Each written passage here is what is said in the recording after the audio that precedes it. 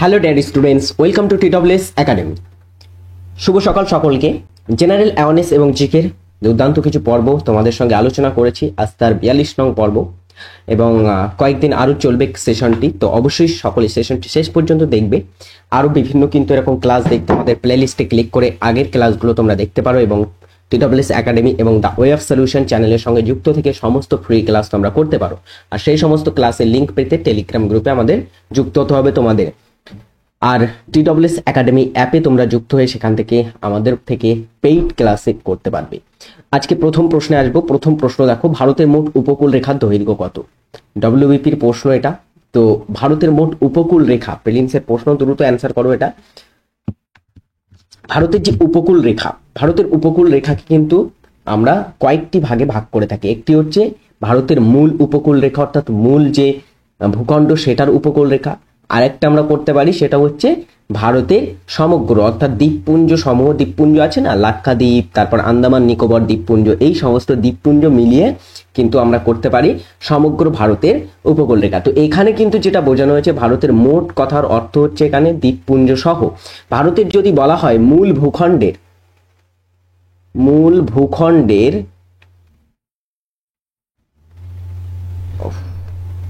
আমাকে একটু set up করে নিতে দাও একটু, ঠিক আছে?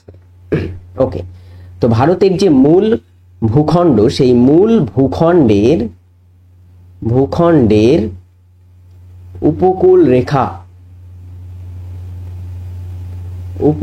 রেখা কতটা? ভারতের মূল ভূখণ্ডের উপকূল রেখা অ্যান্সার হবে, ভারতের মূল ভূখণ্ডের যদি উপকূল রেখার কথা বলা হয় সেটা হবে 6100 কিমি উপকূল রেখা, যার মধ্যে 9টি রাজ্যকে কিন্তু স্পর্শ করে। ভারতের যে দুই প্রান্তে উপকূলবর্তী যে সমস্ত সাগরগুলি আছে, যেমন বঙ্গোপসাগর, ভারত মহাসাগর, তারপরে আরব সাগর, এই তো 9টি রাজ্যকে স্পর্শ করে, যার মধ্যে হচ্ছে 1600 কিমি এটা মূল ভূখণ্ডের উপকূল রেখা। আর যদি বলা হয় সমগ্র, সেটা হবে 7516.6 কিমি। এটা হচ্ছে সমগ্র ভারতের, অর্থাৎ দ্বীপপুঞ্জ সহ কিন্তু উপকূল রেখার দৈর্ঘ্য। আচ্ছা, সর্বাধিক কোন রাজ্যে? এটাও খুবই পড়ে। সর্বাধিক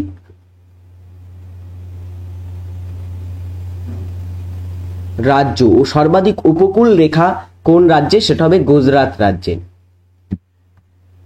গুজরাট রাজ্যের সর্বাধিক উপকূল রেখা, যেটা কতটা বলতে পারবে? সেটা হচ্ছে 1600 কিমি হচ্ছে গুজরাটের উপকূল রেখা।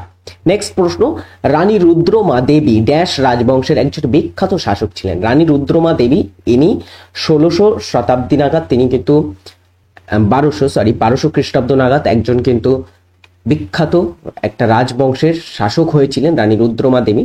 তো তিনি কোন রাজবংশের শাসক হয়েছিলেন? পাণ্ড্য, কাকাতিয়া, চোল নাকি পুষ্যবতী? আমরা যদি দেখি রানী রুদ্রমা, তিনি ছিলেন কাকাতীয় রাজবংশের শাসক। কাকাতীয় রাজবংশ কে প্রতিষ্ঠা করেন? প্রতিষ্ঠাতা কে ছিলেন কাকাতীয় রাজবংশের? বলা হয় প্রলা। কে ছিলেন কাকাতীয় রাজবংশের প্রতিষ্ঠাতা? সেটা হবে প্রলা। এবং কাকাতীয় রাজবংশের প্রকৃত প্রতিষ্ঠাতা বলা হয়, সেটা হচ্ছে রুদ্রদেবকে বলা হয় প্রকৃত প্রতিষ্ঠাতা, মনে রাখবে। আর এই কাকাতীয় রাজবংশের 1262 খ্রিস্টাব্দে রানী রুদ্রমা, তিনি হয়েছিলেন কাকাতীয় রাজবংশের শাসক। নেক্সট প্রশ্ন, মানব দেহের সবচেয়ে বড় অনাল গ্রন্থির নাম কি? সবচেয়ে বড় অনাল গ্রন্থি বা অন্তঃক্ষরা গ্রন্থির নাম কি? অন্তঃক্ষরা গ্রন্থিগুলোই তো অনাল গ্রন্থি।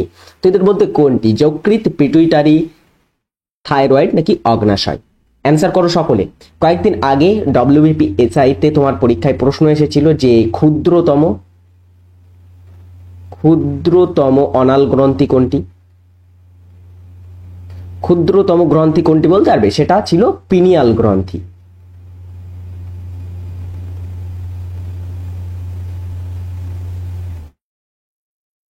পিনিয়াল গ্রন্থি হচ্ছে ক্ষুদ্রতম গ্রন্থি মানব দেহের।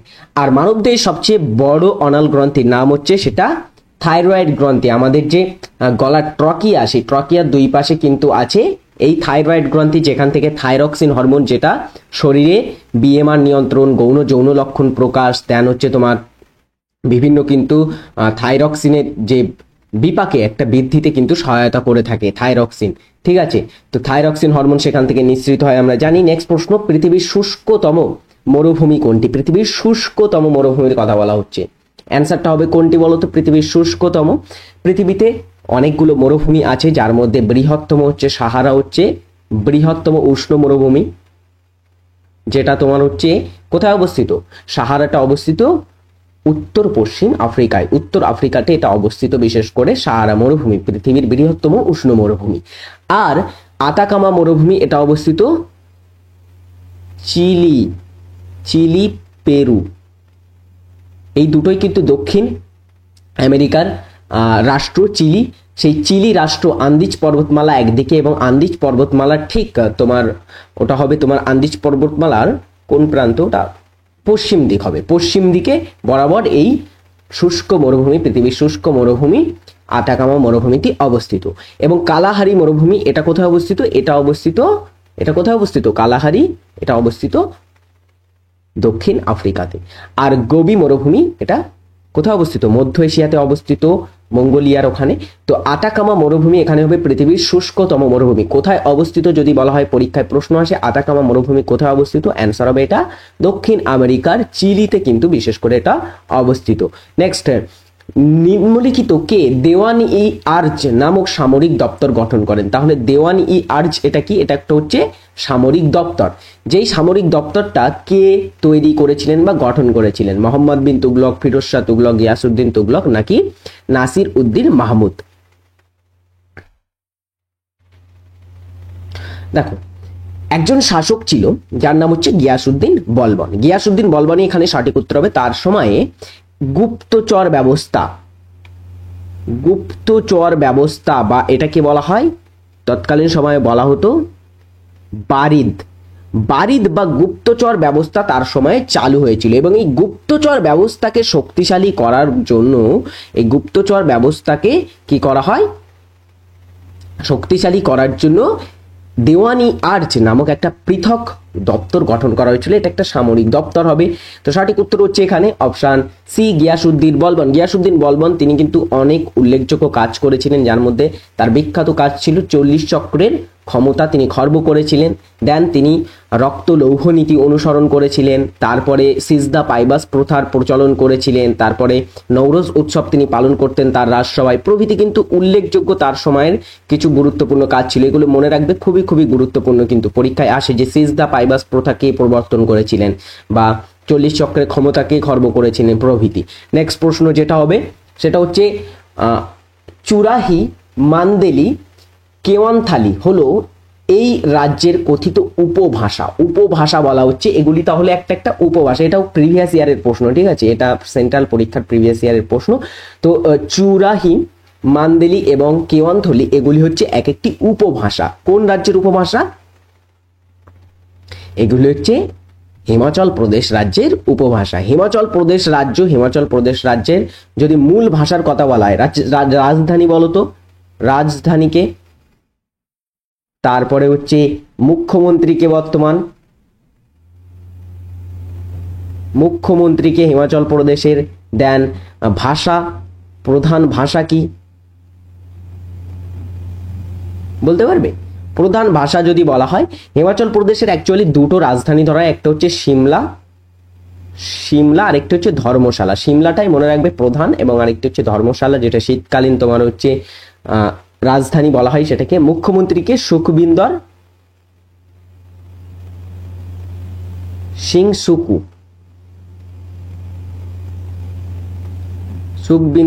সুকু হচ্ছে এখানকার মুখ্যমন্ত্রী, এবং প্রধান ভাষা হচ্ছে হিন্দি হচ্ছে এখানকার রাজ্য ভাষা, কিন্তু এগুলি হচ্ছে সেখানকার কিছু প্রচলিত উপভাষা। নেক্সট হচ্ছে পৃথিবী নিজেই একটি বৃহৎ চুম্বক, কথাটি কে বলেছিলেন? পৃথিবী নিজেই একটি বৃহৎ চুম্বক, এই কথাটি কে বলেছিলেন? এই কথাটি কে বলেছিলেন জানতে হলে আমাদের প্রথমে একটা গ্রন্থের কথা জানতে হবে, যেটা হচ্ছে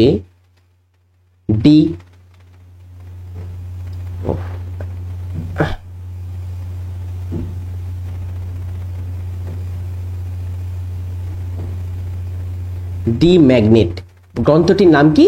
ডি ম্যাগনেট। এই গ্রন্থটির লেখক হচ্ছেন ইংরেজ লেখক বা ইংরেজ বৈজ্ঞানিক ছিলেন তিনি উইলিয়াম গিলবার্ট, তিনি এই গ্রন্থটি লিখেছিলেন। সেই গ্রন্থটি তার প্রকাশ হয়েছিল 1600 খ্রিস্টাব্দে, 1600 খ্রিস্টাব্দে প্রকাশ হয় এবং তিনি সেখানে প্রমাণ করেছিলেন যে পৃথিবী একটা বৃহৎ চুম্বক। তাহলে এই কথাটি কোথায় ছিল? তার গ্রন্থ দি ম্যাগনেটে কিন্তু ছিল এই কথাটি, ঠিক আছে। নেক্সট, নিম্নলিখিতের মধ্যে কারা 1503 সালে ভারতে প্রথম ইউরোপীয় দুর্গ তৈরি করেছিল? ইউরোপীয়দের মধ্যে কারা প্রথম ভারতে এসেছিল? তারা হবে পর্তুগিজরা প্রথম ভারতে আসে, 1498 ভারতে আসে তারা, এবং 1498 ভাস্কো দা গামা প্রথম ইউরোপীয় বণিক হিসাবে ভারতে আসেন। তারপরে কি হয়, তারা কিন্তু এই ভাস্কো দা গামা দ্বিতীয়বার আবার ভারতে এসেছিলেন 1499 তিনি পর্তুগালে ফেরত যান এবং 1502 সালে তিনি আবার ভারতে আসেন।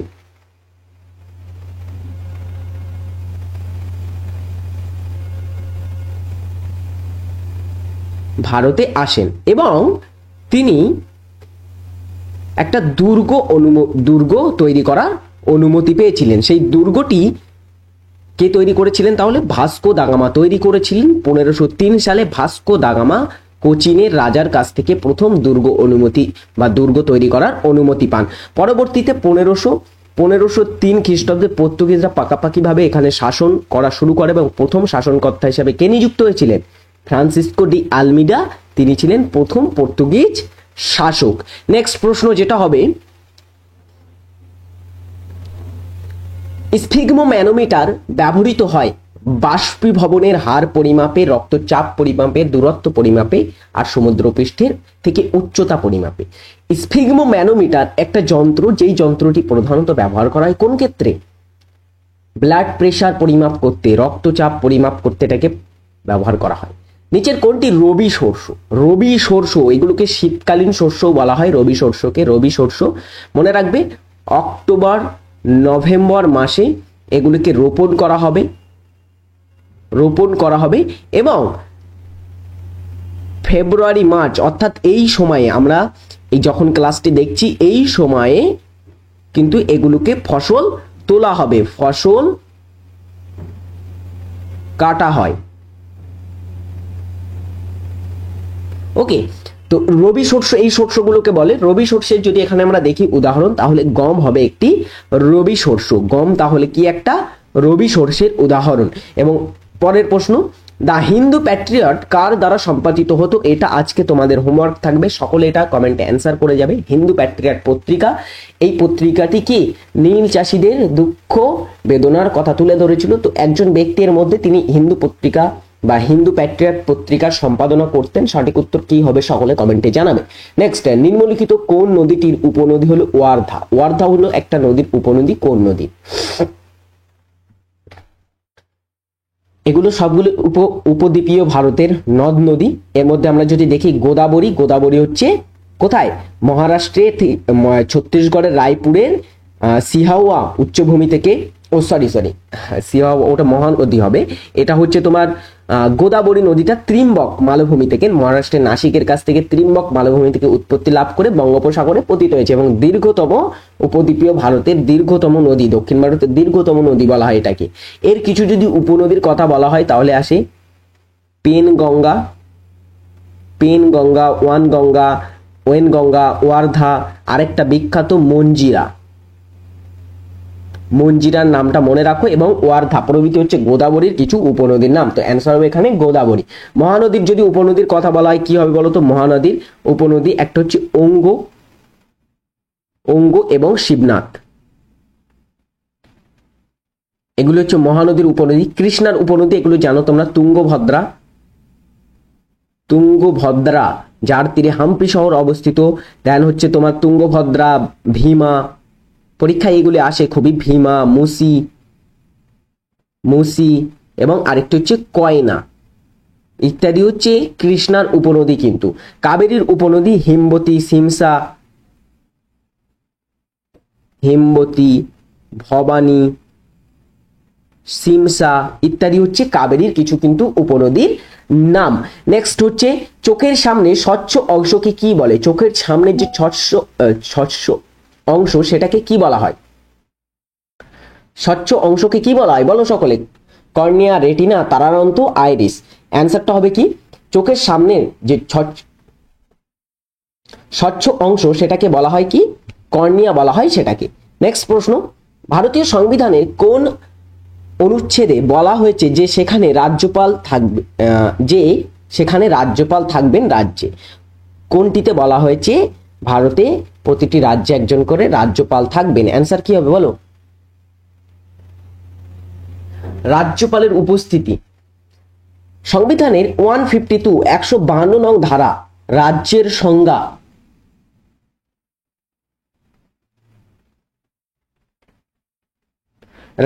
সংজ্ঞা দেওয়া হয়েছে 152 ধারায়। ঠিক তার পরের ধারা 153 ধারায় বলা হয়েছে প্রতি রাজ্যে একজন রাজ্যপাল থাকবেন।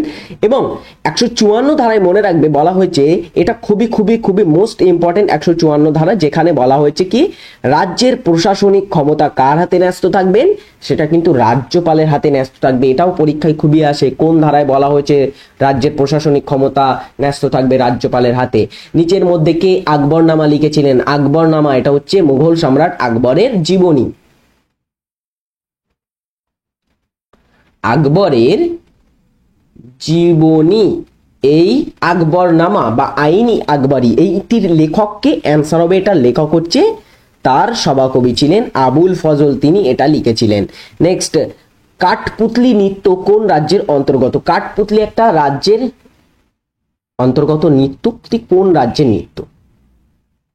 গুজরাটে আমরা দেখেছি কি হয়, গুজরাটে বিখ্যাত নৃত্য আছে ডান্ডিয়া, খুবই পরীক্ষায় আসে ডান্ডিয়া কোথাকার নৃত্য, ডান্ডিয়া, রাস, গরবা গুজরাটের নৃত্য। মহারাষ্ট্রে কোন নৃত্য হয়? লাভলিনা একটা মহারাষ্ট্রের বিখ্যাত কিন্তু নৃত্য। দেন হচ্ছে আমরা যদি পাঞ্জাবের বিখ্যাত নৃত্যগুলির মধ্যে আসে ভাংলা, ভাংলা কিন্তু পাঞ্জাবের একটা অন্যতম বিখ্যাত লোকনৃত্য। আর রাজস্থানের লোকনৃত্য আমরা দেখেছি ঘেরিয়া, দেন হচ্ছে তোমার আরো আছে ঘেরিয়া, আরো একটা বলো না, তোমার কালবেলিয়া আছে, কালবেলিয়া,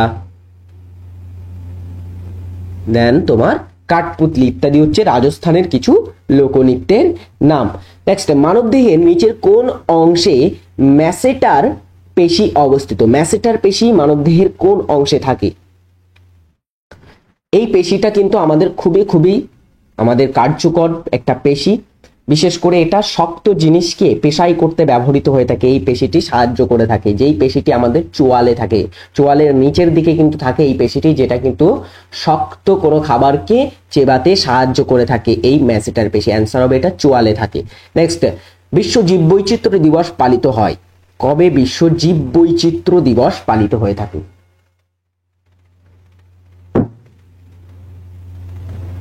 অ্যান্সারটা হবে কবে? বিশ্ব জীববৈচিত্র্য দিবস যেটা পালন হয় এটা হয় 22শে মে। নিম্নলিখিতের মধ্যে কে ভারতরত্ন প্রাপ্ত প্রথম অভারতীয় ছিলেন? প্রথম অভারতীয় অর্থাৎ ভারতীয় নয়, তবুও তিনি প্রথম ভারতরত্ন পুরস্কার, ভারতের সর্বোচ্চ সিভিলিয়ান অ্যাওয়ার্ডটা পেয়েছিলেন। সঠিক উত্তর হবে কে? এখনো পর্যন্ত আমরা যদি দেখি দুইজন ব্যক্তি, দুইজন অভারতীয় এই পুরস্কার পেয়েছেন। কে কে বলতে পারবে? পেয়েছেন কে কে? একজন হবে এখানে খান আব্দুল গফফার খান, ইনি হচ্ছেন প্রথম পেয়েছিলেন। আর একজন হবে নেলসন ম্যান্ডেলা। নেলসন ম্যান্ডেলা ইনি ছিলেন দক্ষিণ আফ্রিকা স্বাধীনতা আন্দোলনের পৃথিকত, তো দক্ষিণ আফ্রিকা থেকে তিনি ছিলেন এবং ইনি 1990 সালে পেয়েছিলেন ভারতরত্ন পুরস্কার। আর প্রথম অভারতীয় হিসাবে যিনি পেয়েছিলেন তিনি হচ্ছেন খান আব্দুল গফফার খান, পাকিস্তান থেকে, এবং তিনি পেয়েছিলেন 1987 সালে। দক্ষিণ চব্বিশ পরগনা জেলার সদর শহর হলো, দক্ষিণ চব্বিশ পরগনা যেই জেলাটা হচ্ছে পশ্চিমবঙ্গের যে 23টি জেলা আছে তার মধ্যে বৃহত্তম জেলা।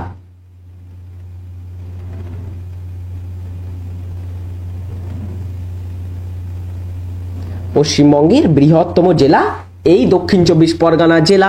যেই দক্ষিণ চব্বিশ পরগনা জেলা হচ্ছে তোমার সদর শহর, সেটা কোনটি? এটা কিন্তু প্রেসিডেন্সি বিভাগের মধ্যেই আসে, প্রেসিডেন্সি বিভাগের মধ্যে 5টি জেলা আসে, হুগলি নয়, হাওড়া, কলকাতা, নদিয়া, উত্তর এবং দক্ষিণ 24 পরগনা।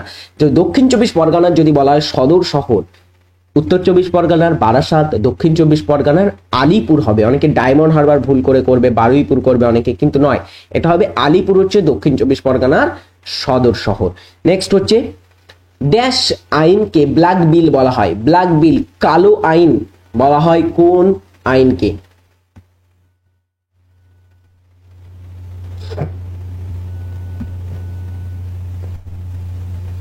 বলো সকলে, কালো আইন বা ব্ল্যাক বিল বলা হয় কোনটিকে? অ্যান্সার হবে, এটা হবে রাওলাট অ্যাক্টকে বলা হয়। রাওলাট অ্যাক্ট, যেই অ্যাক্টটা তোমার কবে পাস হয়েছিল? 1919 সালে পাস হয় রাওলাট অ্যাক্ট। যেই রাওলাট অ্যাক্টটা কে পাস করেছিল? Sir Sidney Rowlatt. তার সুপারিশে এই রাওলাট অ্যাক্টটা কার্যকর করা হয়েছিল। কে করেছিল কার্যকর? তৎকালীন সময় ভারতের গভর্নর জেনারেল কে ছিল? পরীক্ষায় এটাও আসে। রাওলাট অ্যাক্ট কার সময় পাস হয়েছিল? Lord Chelmsford.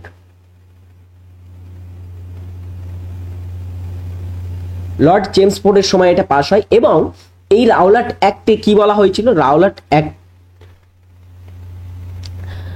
অ্যাক্ট, যে রাওলাট অ্যাক্টে তোমার প্রধানত যারা বিক্ষোভকারী ছিল, যারা তোমার হচ্ছে স্বাধীনতা আন্দোলনে অংশ নিচ্ছিল, তাদেরকে কিন্তু একটা কোণঠাসা করে দেওয়ার জন্য, তাদের নির্বিচারে তাদের উপর অত্যাচার করা, তাদেরকে কোনো উপযুক্ত প্রমাণ ছাড়াই অ্যারেস্ট করা ইত্যাদি কিন্তু এই আইনে বলা হয়েছিল। এবং এই কারণেই কিন্তু এই আইনটিকে ব্ল্যাক বিল বলা হয়। TWS একাডেমি অ্যাপে শুরু হয়ে গেছে নতুন ফাউন্ডেশন ব্যাচ। আজই যুক্ত হও, সেখানে সেরা চাকরির প্রস্তুতি নিতে আমাদের টিচারেরা সেখানে তোমাদের খুবই সুন্দরভাবে পড়াচ্ছে প্রতিদিন। তোমাদের সোম থেকে শনি প্রতিদিনই তোমরা এখানে ক্লাস পাবে, সপ্তাহে 6 দিন, এবং রেকর্ডেড দেখার সুযোগ পাবে, সমস্ত ক্লাসের PDF পাবে, এবং অভিজ্ঞ টিচারদের দ্বারা এখানে কিন্তু একদমই বেসিক থেকে পড়ার সুযোগ পাবে। তো আজই চেক আউট করো TWS একাডেমি অ্যাপ এবং তোমার নিজের নাম এনরোল করো খুবই স্বল্প মূল্যে, মাত্র 1399 টাকা। এটাকে তুমি পে করলে কিন্তু 5 মাস ক্লাস করতে পারবে। এটা তুমি তোমার রিচার্জ প্ল্যানের সাথে কম্পেয়ার করে দেখো। রিচার্জ প্ল্যান করতে গেলেও কিন্তু এখনো 300 টাকার নিচে এখনো হয় না, 300 টাকায় প্রায় কিন্তু রিচার্জ প্ল্যান। তো এটা 5 মাস তোমাদের দেওয়া হচ্ছে এবং 12 মাস ধরে তোমরা 1 বছর ক্লাস দেখতে পাবে মাত্র 1399 টাকা পে করলে। তো আজই চেক আউট করো TWS একাডেমি অ্যাপ। আর কোনো অসুবিধা হলে এই নাম্বারে কল করে আমাদের সঙ্গে যোগাযোগ করতে পারো। তো ভর্তি হও নিজের চাকরির সেরা প্রস্তুতি নিতে। নেক্সট প্রশ্ন, আয়তনের বিচারে ভারতের দ্বিতীয় বৃহত্তম রাজ্যের নাম হলো কি? আয়তনের নিরিখে ভারতের বৃহত্তম কোনটি? ভারতের বৃহত্তম রাজ্য, একদমই বেসিক প্রশ্ন। ভারতের বৃহত্তম রাজ্য হচ্ছে রাজস্থান। আর ক্ষুদ্রতম তোমরা জানো সবচেয়ে ছোট, সেটা হচ্ছে গোয়া আয়তনের নিরিখে। আর আয়তনের নিরিখে যদি বলা হয় সবচেয়ে বৃহত্তম রাজ্য যেটা রাজস্থান, দ্বিতীয় বৃহত্তম হবে মধ্যপ্রদেশ রাজ্য, দ্য হার্ট অফ ইন্ডিয়া। এটা কিন্তু হচ্ছে দ্বিতীয় বৃহত্তম আয়তনের নিরিখে। আরেকটা জিনিস যেন কেউ এখানে গুলিয়ে ফেলো না, উত্তরপ্রদেশ মহারাষ্ট্র উত্তর করবে না, কারণ উত্তরপ্রদেশ মনে রাখবে আয়তনের নিরিখে নয়, এটা হচ্ছে তোমার জনসংখ্যার নিরিখে বৃহত্তম রাজ্য। আর জনসংখ্যার নিরিখে দ্বিতীয় বৃহত্তম হচ্ছে মহারাষ্ট্র। ঠিক আছে, এটা জনসংখ্যার নিরিখ হবে, আয়তনের নিরিখে নয়। নেক্সট দেখো, প্রখ্যাত কবি দণ্ডি কার রাজসভায় ছিলেন? দণ্ডি তিনি কার রাজসভায় অলঙ্কৃত করতেন? দণ্ডি ছিলেন তোমার 600 খ্রিস্টাব্দ নাগাদ, 600-700 খ্রিস্টাব্দ নাগাদ একজন কিন্তু বিখ্যাত কবি ছিলেন এই দণ্ডি। তিনি কার রাজসভায় ছিলেন? আচ্ছা, তার একটা বিখ্যাত গ্রন্থ ছিল, তার গ্রন্থের নাম বলতে পারবে? তার একটা গ্রন্থ ছিল, তার বিখ্যাত লেখা গ্রন্থের নাম ছিল 10 কুমার চরিত। 10 কুমার চরিতের লেখক হচ্ছেন কে, বা 10 কুমার চরিত কে রচনা করেছিলেন? সেটা হবে দণ্ডি, তিনি রচনা করেন। এবং তিনি কার রাজসভায় অলঙ্কৃত করতেন? তিনি ছিলেন পল্লব রাজা দ্বিতীয় নরসিংহ বর্মনের রাজসভা তিনি অলঙ্কৃত করতেন, তার রাজসভার সভাকবি ছিলেন। তো দ্বিতীয় নরসিংহ বর্মন ইনি ছিলেন একজন পল্লব রাজা। নেক্সট প্রশ্ন যেটা, বেদুইন কার ছদ্মনাম? বেদুইন ছদ্মনামে কে লিখতেন? প্রমোদ চৌধুরী, বিনয় ঘোষ, দেবেশ চন্দ্র রায় এবং বলা হচ্ছে নিখিল সরকার। বেদুইন ছদ্মনামটা কার বলো? প্রমোদ চৌধুরী তার ছদ্মনাম, এটা অনেকবার তোমাদের বলেছি, অনেকবার করিয়েছে এটা বীরবল, এবং প্রশ্নের মাধ্যমে ওটা করানো আছে। বীরবল ছদ্মনামে তিনি লিখতেন। বিনয় ঘোষ তিনি কি নামে লিখতেন? তিনি লিখতেন কাল পেঁচা নামে। কাল পেঁচা,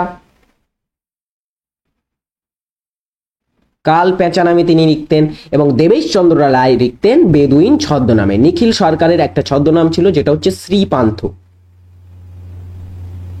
তাহলে শ্রীপান্থ কার ছদ্মনাম? এটা হচ্ছে নিখিল সরকারের কিন্তু ছদ্মনাম ছিলেন। নেক্সট, নিম্নলিখিতের মধ্যে কে হান্টার কমিশনের সদস্য ছিলেন? হান্টার কমিশন ভারতে প্রাইমারি এবং মাধ্যমিক শিক্ষার মান, মাধ্যমিক শিক্ষার ক্ষেত্রে সুপারিশ প্রদান করেছিলেন এই হান্টার কমিশন। ঠিক আছে, হান্টার কমিশন শিক্ষা ক্ষেত্রে উন্নতি করার জন্য গঠন করা হয়েছিল। এটা গঠন করেছিলেন লর্ড রিপনের সময়ে এবং এটার যিনি সভাপতি ছিলেন, লর্ড রিপন গঠন তো করেছিল, যিনি সভাপতি ছিলেন তার নাম হচ্ছে ডব্লিউ হান্টার। তো হান্টার এটার সভাপতি ছিল বলে এটার নাম হান্টার কমিশন এবং এটাকে গঠন করা হয় 1882 খ্রিস্টাব্দে এটা গঠন হয়েছিল এবং এটার একজন ভারতীয় সদস্য ছিল, একজন নয় অনেকজনই কিন্তু ভারতীয় সদস্য ছিল, যার মধ্যে একজন ছিল স্যার সৈয়দ আহমেদ, তারপরে ভূদেব মুখোপাধ্যায়, তারা কিন্তু ছিল এটার সদস্য ভারতীয়দের মধ্যে। পঞ্চায়েতি রাজ প্রতিষ্ঠানের মধ্যবর্তী স্তরকে কি বলা হয়? পঞ্চায়েতি রাজ স্থানীয় স্বায়ত্তশাসন ব্যবস্থার ভিত বলা হয় পঞ্চায়েতি রাজকে। এই পঞ্চায়েতি রাজ তোমার প্রধানত ত্রিস্তরীয়। কত স্তরীয়? ত্রিস্তরীয়, 3 স্তর। 3টে স্তর কি কি? সবচেয়ে নিচের স্তর যেটা হচ্ছে গ্রাম পঞ্চায়েত, দেন আছে তোমার কি, তারপরে আছে ব্লক লেভেল বা যেটাকে বলা হয় পঞ্চায়েত সমিতি। তো এখানে হবে পঞ্চায়েত সমিতি আর লাস্ট হচ্ছে জেলা পরিষদ সর্বোচ্চ। তো এদের মধ্যে সঠিক উত্তর হবে মিডিলের যেটা মধ্যবর্তী, সেটা হচ্ছে পঞ্চায়েত সমিতি বা ব্লক যেটা। নেক্সট, চালুক্য রাজবংশ বাতাপিতে রাজত্ব করতো, এটা তো সকলেই জানো। বাতাপিতে প্রথম পুলকেশী তোমার হচ্ছে চালুক্য রাজবংশের প্রতিষ্ঠা করেন এবং তিনি এই চালুক্য রাজবংশ তারা কোথায় শাসন করতো? বাতাপি। বাতাপি ছিল তাদের রাজধানী। সেখানে এই বাতাপিটা বর্তমানে কোন রাজ্যে বা আধুনিক ভারতীয়র কোন রাজ্যে এটা পড়ে? অ্যান্সার করো সকলে। চালুক্যদের সম্পর্কে তোমরা জানো, চালুক্য দ্বিতীয় পুলকেশীর নাম, খুবই খুবই বিখ্যাত। দ্বিতীয় পুলকেশীর সময়ে তার সেই সম্পর্কে আমরা জানতে পারি কোথা থেকে? আইহোল প্রশস্তি থেকে, রবি কীর্তির লেখা। দেন হচ্ছে এই চালুক্য বংশের তিনি ছিলেন শ্রেষ্ঠ শাসক। তো চালুক্য বংশের নাম আসলেই দ্বিতীয় পুলকেশীর নামটা কিন্তু একদমই আমাদের মনে আসবে। তো এই চালুক্য বংশটা কোথায় রাজত্ব করতো? অ্যান্সার হবে এটা বর্তমানে কর্ণাটকের মধ্যে পড়ে। এই বাতাপি, তাদের বাতাপিটা কর্ণাটকে। নেক্সট, নিচের কোনটি ভারতের তৈরি প্রথম কম্পিউটার ছিল? ভারতের তৈরি প্রথম কম্পিউটার কোনটি ছিল? পরম, টাইটন, মহাবীর, সিদ্ধার্থ। মানে ভারতীয় ওন মেড, ভারতের নিজের তৈরি করা প্রথম কম্পিউটার হয়েছিল 1986 সালে সেটা তৈরি হয় এবং সেটার নাম ছিল সিদ্ধার্থ। শ্বেত রক্তকণিকার অস্বাভাবিক সংখ্যা বৃদ্ধি, এটা কি? থ্রম্বোসাইটোসিস, থ্রম্বোপিনিয়া, থ্রম্বোসাইটোপিনিয়া এবং বলা হচ্ছে লিউকোমিয়া। শ্বেত রক্তকণিকার অস্বাভাবিকভাবে বৃদ্ধি, এটা কিন্তু একটা রোগের মধ্যে পড়ে। শ্বেত রক্তকণিকার তোমার অস্বাভাবিক বৃদ্ধির কারণে অস্থি মজ্জায় কিন্তু ক্যান্সার হতে পারে এবং শ্বেত রক্তকণিকা প্রধানত যে কাজটা করে থাকে সেটা হচ্ছে কি কাজ? সেটা হচ্ছে রোগ প্রতিরোধ করা। সেই রোগ প্রতিরোধের ক্ষমতা কিন্তু তার হ্রাস হতে পারে। তো শ্বেত রক্তকণিকা অস্বাভাবিক বৃদ্ধি যেটা, সেটাকে বলা হয় কি? সেটাকে বলা হয় লিউকোমিয়া। অ্যাকচুয়ালি শ্বেত রক্তকণিকার অপর একটি নাম হচ্ছে লিউকোসাইট, তাই তো? তাই শ্বেত রক্তকণিকার মনে রাখবে অস্বাভাবিক বৃদ্ধি যে রোগটা হয় সেটা হচ্ছে লিউকোমিয়া। নেক্সট, কোন গ্রহের অপর নাম লুসিফার? লুসিফার বলা হয় ইতিহাসে একজন শয়তানের নাম। লুসিফার বলতে বোঝানো হয় শয়তান। তো লুসিফার বলা হয় কোন গ্রহকে? বৃহস্পতি, ইউরেনাস, মঙ্গল নাকি শুক্র? বৃহস্পতিকে আমরা বলে থাকি প্রধানত কি গ্রহরাজ, কারণ সেটা আকারে কিন্তু খুবই বড় হয়। গ্রহরাজ এই কারণে বলা হয়। দেন গ্রহদের মধ্যমণি বলা হয় বৃহস্পতিকে। ইউরেনাসকে বলা হয় কি? ইউরেনাসকে বলা হয় সবুজ গ্রহ। সবুজ গ্রহ কেন বলা হয় সবুজ গ্রহ? মিথেন গ্যাসের প্রাচুর্যের জন্য। মঙ্গল গ্রহকে কি বলা হয়? মঙ্গল গ্রহ হচ্ছে লাল গ্রহ, লাল গ্রহ। আর শুক্র গ্রহকে কিন্তু অনেক নামে ডাকা হয়, সন্ধ্যা তারা বলা হয়, লুসিফার বলা হয়। শুক্র গ্রহ কি অনেক শুকতারা বলা হয়। তো অ্যান্সার হবে এটাকে বলা হয় লুসিফার, শুক্র গ্রহকে। লাস্ট প্রশ্ন যেটা, সেটা হচ্ছে নিচের কোনটি প্রাকৃতিক গ্যাসের প্রাথমিক উপাদান? প্রাকৃতিক গ্যাসে অনেক উপাদান আছে। প্রাকৃতিক গ্যাসে ইথেন পাওয়া যায়, বিউটেন